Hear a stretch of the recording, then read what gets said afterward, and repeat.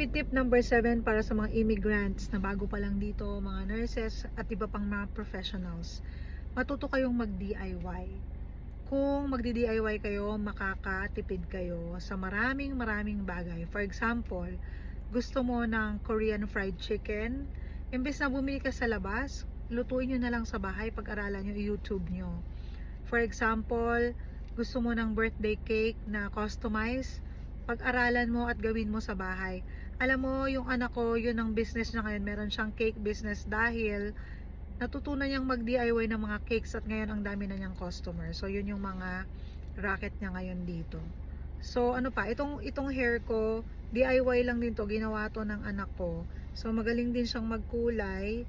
At ito, yung haba nito, kung papagawa mo to sa labas, siguro 1,000 din to.